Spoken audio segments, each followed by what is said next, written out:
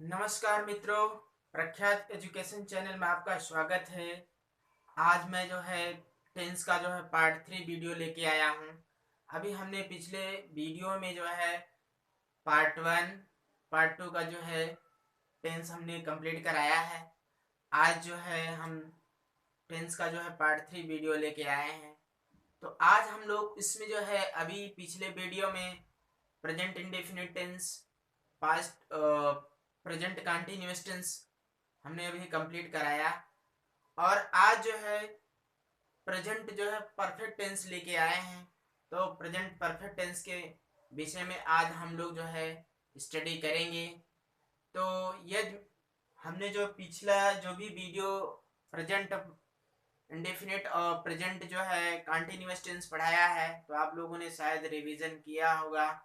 और उसी के साथ साथ हम लोग जो है अभी टेंस का जो है पार्ट 3 वीडियो है हमारा। तो इसमें जो है हम लोग जो है अभी हम पढ़ेंगे प्रेजेंट परफेक्ट टेंस के नियम को पढ़ेंगे और उसके विषय में जानेंगे कि प्रेजेंट परफेक्ट नियम्स के क्या रूल्स होते हैं। तो आइए हम लोग देर न करते हुए शुरू करते हैं प्रेजेंट परफेक्ट टेंस। तो प्रेजेंट परफेक्ट टेंस क्या होता है? जैसे मान लीजिए हम कोई कार्य कर रहे हैं, ठीक जस्ट हमने अभी हमारा कार्य कंप्लीट हुआ है। ठीक है, जैसे मान लीजिए हम अभी पढ़ रहे हैं, कोई एक पुस्तक पढ़ रहे हैं और कोई व्यक्ति आया और मुझसे पूछता है आप क्या कर रहे हैं, तो हम बताएंगे कि मैं अभी अभी अपना पुस्तक जो है पढ़ चुका हूँ। तो हमने प्रेजेंट परफेक्ट टेंस की पहचान भी जो है इस तरह से होती है कि प्रेजेंट परफेक्ट टेंस की क्या पहचान होती है? प्रेजेंट परफेक्ट टेंस की पहचान होती है जिन हिंदी वाक्यों के अंत में चुका है, चुकी है, चुके हैं, ई है, लिया है, दिया है, किया है, पिया है, जो भी मतलब ऐसा वर्ड यूज कर लेंगे।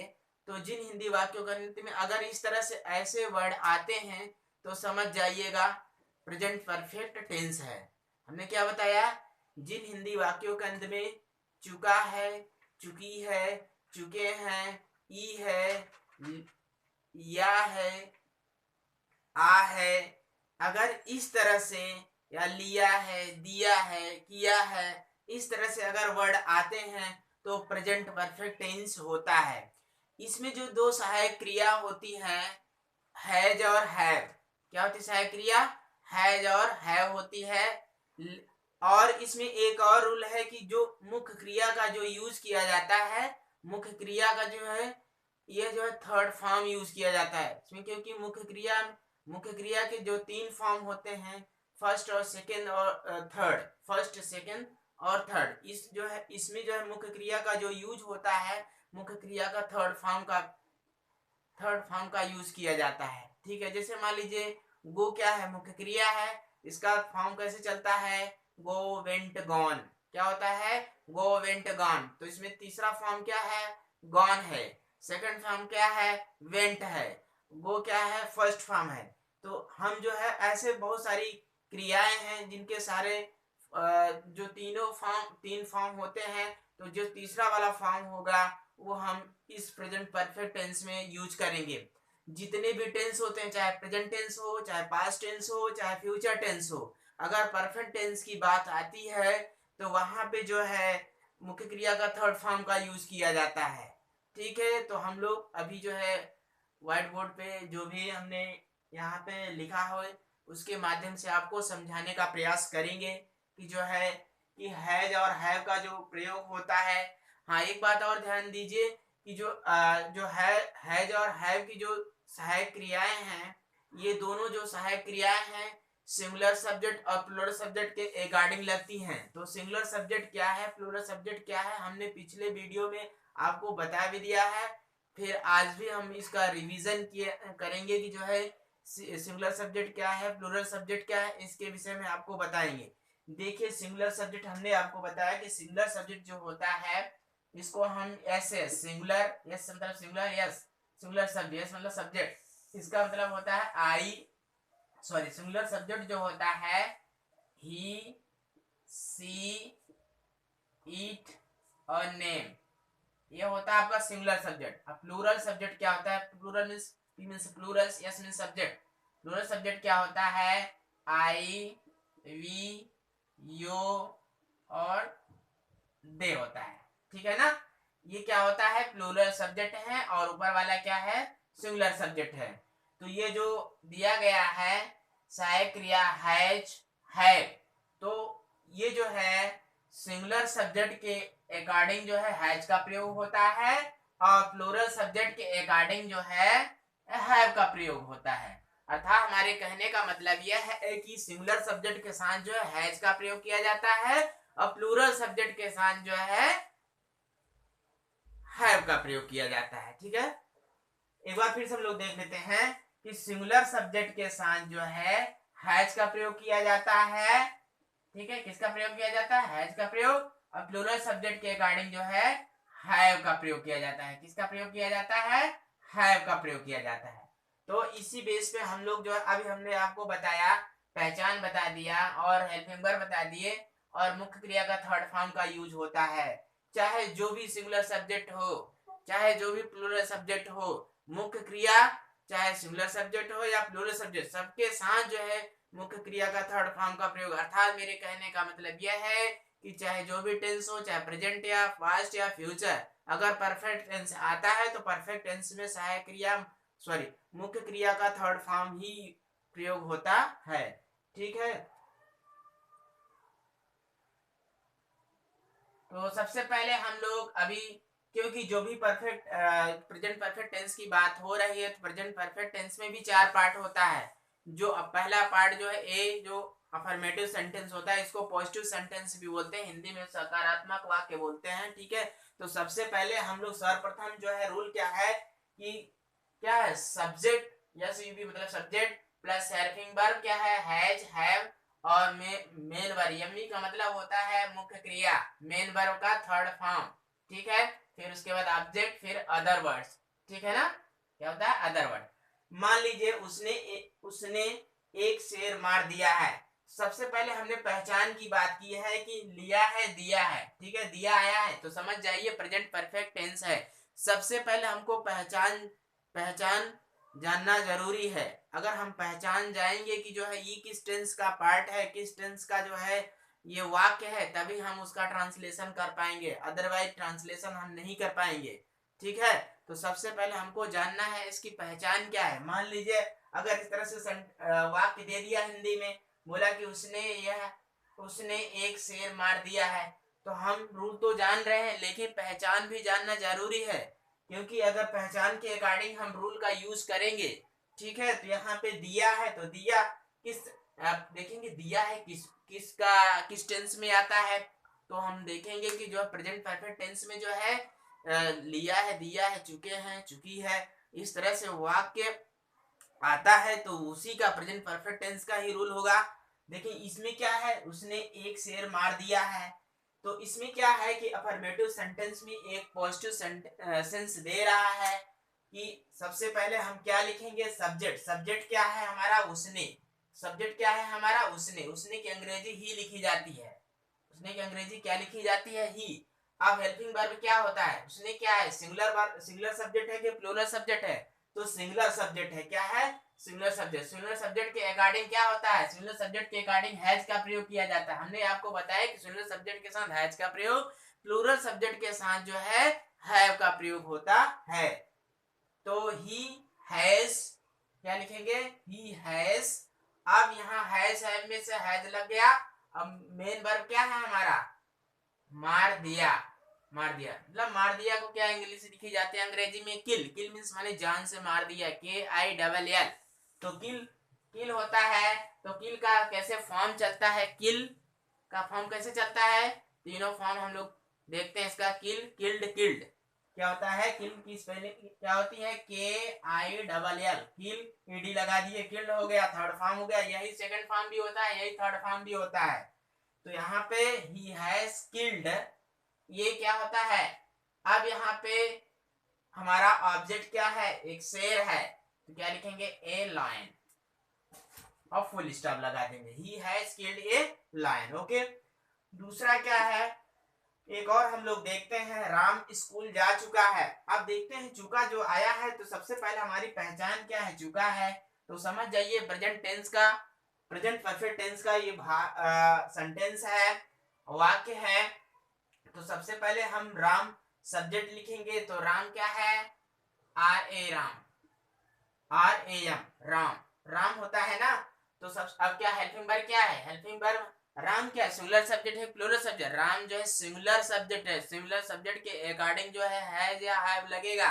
तो इसमें जो है सिंगुलर सब्जेक्ट के लिए क्या कौन सी सहायक क्रिया लगाई जाएगी, हैज लगाया जाएगा। क्या लगाएगा, हैज लगेगा। ठीक है। अब स्कूल जा चुका है, गो वेंट गॉन, गो वेंट गॉन। तो इसका गो मीन्स जाना होता है, गो का सेकंड थर्ड फॉर्म क्या होगा, गॉन, GONE, गॉन। अब कहा school, he has gone to, go के साथ हमेशा टू का प्रयोग होता है, go went gone to school. ठीक है। तो ये समझ गए होंगे आप लोग, इसलिए इसी तरह से आप लोग प्रैक्टिस करिए। और कोई भी बुक ले लीजिए ग्रामर की, उसमें जो है सारा रूल्स दिया रहता है, और आप लोग उसी के अकॉर्डिंग आप लोग करिए। और ये भी इस जो हमने आपको पढ़ा रखा है, और इसी के अकॉर्डिंग आप लोग प्रैक्टिस करिए। ठीक है। ठीक है। अब दूसरा बी में क्या आता है, बी में नेगेटिव सेंटेंस। नेगेटिव सेंटेंस कैसे हुआ, मान लीजिए यही में इसका उसमें सिर्फ नॉट लगाना रहता है।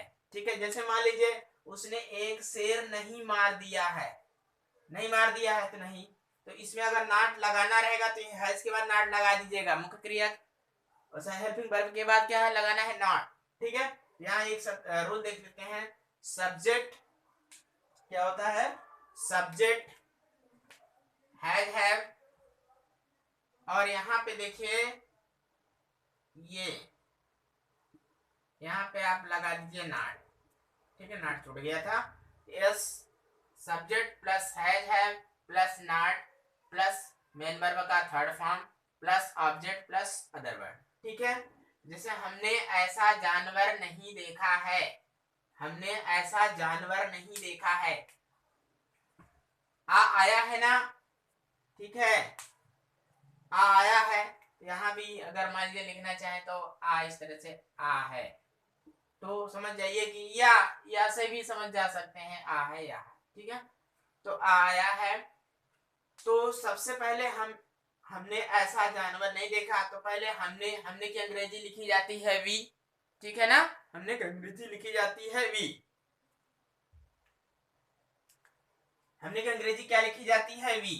इसका जो सहायक क्रिया क्या होगा, हमने जो है वी लिखा जाता है, तो वी जो है, वी क्या सिंगुलर सब्जेक्ट है कि प्लूरल, तो प्लूरल सब्जेक्ट है, प्लूरल सब्जेक्ट है तो इसकी सहायक क्रिया क्या होगी, हैव होगी। अब यहाँ नॉट का, हमने ऐसा जानवर नहीं देखा, नहीं, तो नहीं के स्थान पे नॉट लगेगा, वी हैव नॉट। और देखा, देखा जो होता है सीमन से देखा होता है, तो सी सा सीन होता है, इसका फॉर्म चलता है सी सा सीन। आप लोग मुख्य क्रियाओं को रटिए, जो भी दिए हैं एमबी, उनको भी, जो मेन जो है मुख्य क्रिया है ज्यादातर जो यूज होते हैं हमेशा दैनिक जीवन में, उनको तो जरूर याद रखिए। सी सा सीन, सी माने देखना होता है, सी सा सीन, तो इसका सीन जो है थर्ड फॉर्म है, तो इसका थर्ड फॉर्म यूज होगा। ऑब्जेक्ट उसके बाद क्या कर रहा है, ऐसा जानवर, तो सच है एन एनिमल। क्या होता है, सच है, सच मीन्स ऐसा, सच ए एनिमल। ठीक है, फुल स्टॉप। और राकेश, दूसरा एग्जांपल देखते हैं हम लोग, राकेश हिरन नहीं बेचा है, राकेश हिरन नहीं बेचा है। तो राकेश क्या है, सबसे पहले राकेश, राकेश क्या है, सब्जेक्ट है। अब ठीक है, राकेश सब्जेक्ट है, सिंगुलर सब्जेक्ट के अकॉर्डिंग जो राकेश क्या है, सिंगुलर सब्जेक्ट है, तो सिंगुलर सब्जेक्ट के अकॉर्डिंग क्या होगा, हैज लगेगा, तो यहाँ हैज हो गया। नहीं बेचा है, तो यहाँ नॉट, तो यहाँ नॉट हो गया। हेल्पिंग वर्ब के बाद मेन वर्ब क्या है यहाँ पे, बेचा, तो सेल मीन्स होता है बेचना, इसका फॉर्म चलता है सेल, सोल्ड, सोल्ड, SOLD। ठीक है ना, SOLD, सोल्ड मीन्स होता है बेचा। तो यहाँ Rakesh has not sold the deer, क्या क्या नहीं बेचा, हिरन। ठीक है ना, ये क्या है, हमारा ऑब्जेक्ट है, क्या नहीं बेचा, हिरन। और बाकी अगर और भी सेंटेंस में और भी वर्ड अगर ऐड रहते हैं तो उसके बाद ऐसे लिखते चले जाएंगे। ठीक है। अब आता है इंट्रोगेटिव सेंटेंस। इंट्रोगेटिव सेंटेंस हमने बताया कि इंट्रोगेटिव सेंटेंस जो होता है कहाँ के कहाँ कब क्यों कैसे मध्य या प्रारंभ में आता है और उसकी और उस वाक्य के अंत में लिया है, दिया है, चुका है, चुकी है, चुके हैं आमे तो समझ जाइए वहां पे प्रेजेंट परफेक्ट टेंस का जो है इंट्रोगेटिव सेंटेंस होता है।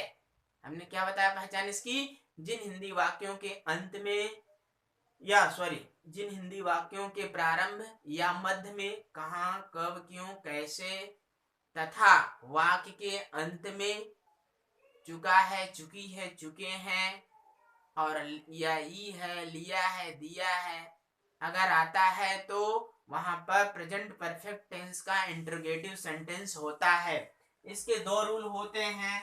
जो ये इंट्रोगेटिव जो सेंटेंस होता है या तो हमने बताया सबसे पहले या जो WH वर्ड होते हैं प्रारंभ में आते हैं तो सबसे पहले जो हेल्पिंग वर्ब लगता है, उसके बाद सब्जेक्ट प्लस मुख्य क्रिया का थर्ड फॉर्म, फिर ऑब्जेक्ट प्लस अदर वर्ड। ठीक है। या WH मध्य में होने पर उसका रूल क्या होता है? WH जो मध्य में आता है कहाँ कब क्यों कैसे यदि मध्य में आ गया तो सबसे पहले उसी की अंग्रेजी लिखी जाएगी, उसके बाद हेल्पिंग वर्ब, फिर सब्जेक्ट प्लस मुख्य क्रिया का थर्ड फॉर्म, फिर ऑब्जेक्ट, फिर अदर वर्ड। ठीक है। तो क्या हुआ देखते एग्जाम्पल के माध्यम से। क्या मैंने एक चोर पकड़ा है। लेकिन एक बात और ध्यान ध्यान दीजिएगा, अगर मान लीजिए यहाँ पे रूल लिखते हैं तो रूल के बाद जो है यहाँ पे क्वेश्चन मार्क लगेगा, यहाँ भी क्वेश्चन मार्क लगेगा। यदि सेंटेंस हमारा जो है अगर हमने ट्रांसलेशन किया और लास्ट में हमने फुल स्टॉप लगा दिया तो हमारा गलत हो जाएगा सेंटेंस। तो इसलिए जो है सेंटेंस के लास्ट में जो है फुल स्टॉप के जगह पे हमें फुल स्टॉप नहीं लगाना है, क्वेश्चन मार्क लगाना है। किसमें? इंटरोगेटिव सेंटेंस में। ठीक है। तो मैंने एक चोर पकड़ा, तो ये WH प्रारंभ में आता है तो सबसे पहले जो है हमें क्या लिखना पड़ेगा? Helping verb. हेल्पिंग वर्ब क्या है? हैज। तो जो मैंने शब्द है इसके अकॉर्डिंग हेल्पिंग वर्ब लगेगा। मैंने जो है मैंने मतलब आई क्या है? सिंगुलर सब्जेक्ट है प्लूरल सब्जेक्ट? प्लूरल सब्जेक्ट है, प्लूरल सब्जेक्ट के अकॉर्डिंग हैव लगेगा। तो यहाँ पे हैव लग गया और उसके बाद सब्जेक्ट लगेगा। हैव क्या है? हेल्पिंग वर्ब है तो आई के अकॉर्डिंग हैव लगा, उसके बाद सब्जेक्ट। सब्जेक्ट क्या है? मैंने की अंग्रेजी लिखी जाती आई। फिर मुख्य क्रिया का third form catch. Catch means होता है पकड़ना, तो कैच कट। ठीक है। इसका वो चलता है फॉर्म चलता है, इसका थर्ड फॉर्म होगा और उसके बाद क्या है? ऑब्जेक्ट लगाएंगे। क्या है? ये थी। और लास्ट में जो है हमारा फुल स्टॉप न लग होकर बल्कि क्या होगा? क्वेश्चन मार्क लगेगा। तो हैव आई कैट ये caught, have I caught a thief. Okay. और लास्ट में क्वेश्चन मार्क। दूसरा एग्जांपल देखते हैं। तुमने यह पुस्तक क्यों नहीं पढ़ी, सॉरी तुमने यह पुस्तक क्यों पढ़ी है। तो सबसे ये क्वेश्चन मार्क क्या है? क्वेश्चन वर्ड जो आया है या WH वर्ड जो आया है ये क्यों जो हो सबसे पहले ये मध्य में आया तो सबसे पहले इसी की अंग्रेजी लिखी जाए, अर्थात इसी क्यों शब्द की अंग्रेजी लिखी जाएगी। ठीक है। तो ये वाई होता है। उसके बाद जो वाई आया है तो तुमने वाई आया है, उसके बाद वाई के बाद जो है हेल्पिंग वर्ब लगेगा। हेल्पिंग वर्ब किसके अकॉर्डिंग लगेगा? सब्जेक्ट के अकॉर्डिंग लगेगा। सब्जेक्ट क्या है हमारा? तुमने, अर्थात यू।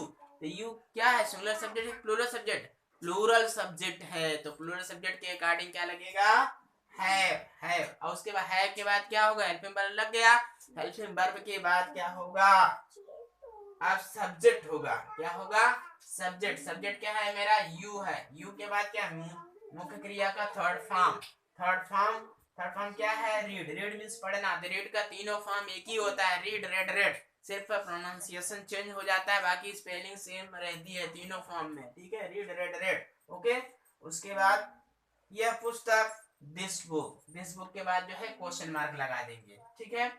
लेकिन एक बात और ध्यान दीजिए, मान लीजिए इंट्रोगेटिव सेंटेंस तो का रूल ये कंप्लीट हो गया, इसी में अगर नहीं शब्द भी आ गया, नहीं शब्द अर्थात नॉट का इंट्रोगेटिव एंड नेगेटिव सेंटेंस आ गया, अर्थात जैसे इसमें लिखा है कि आता है ट्रांसलेशन करने की, तुमने यह पुस्तक क्यों नहीं पढ़ी।